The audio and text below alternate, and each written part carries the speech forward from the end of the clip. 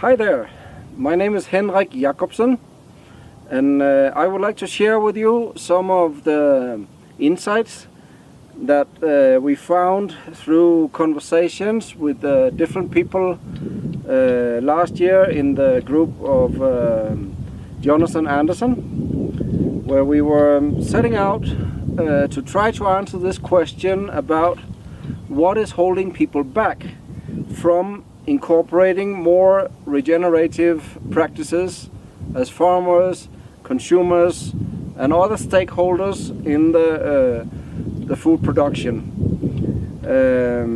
So I would like to share some of the insights that I found in some of the conversations that I've had with different people.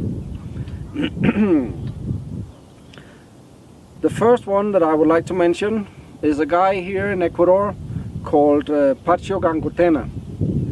He's by now a senior member of the community, but still an active farmer. Some almost 40 years ago he started out as an organic farmer and stick very much to the organic practices. And he has become kind of a legend here in Ecuador. At least many people know him.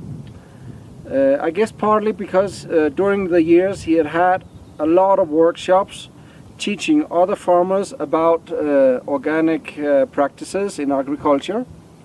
He's had some 30,000 people come to his workshops during the years. Mostly indigenous farmers from the rural areas of Pichincha or Ecuador.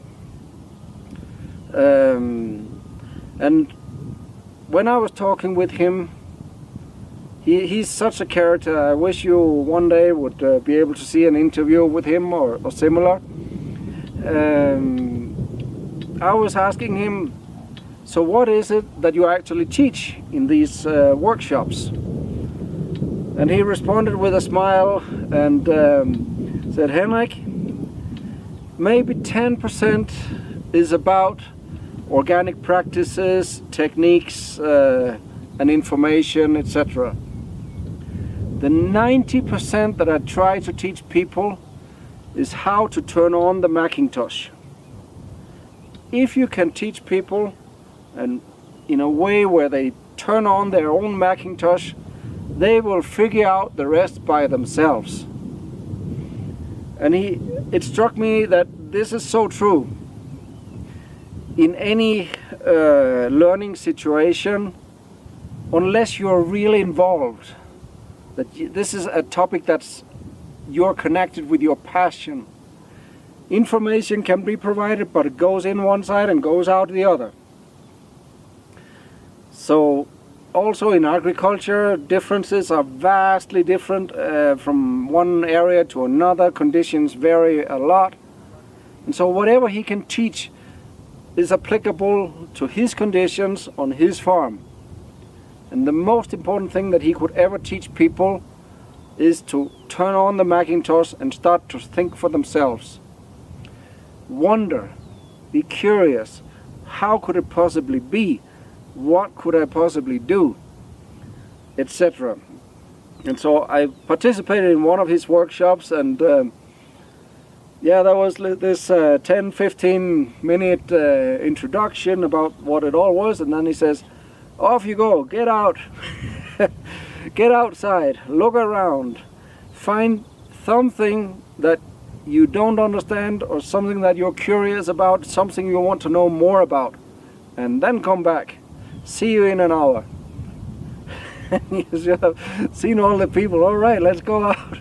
And they are there. They wonder why. How could it happen? How could it be that he can create this spectacular results on a small piece of land and have 10 employees and only 4 cows, and still he is making quite a revenue.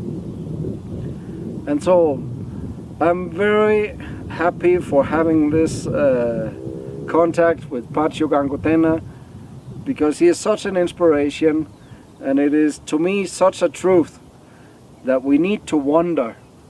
We need to ask ourselves questions. How can it be, or what can I do?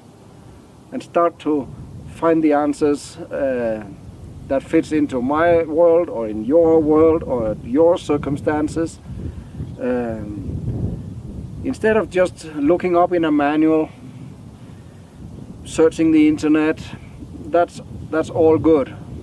But the most important thing is that we start to think for ourselves and look, observe, experiment, and gain our own wisdom, our own knowledge through experience. So this was one of the stories that I wanted to tell and share with you. I hope you liked it.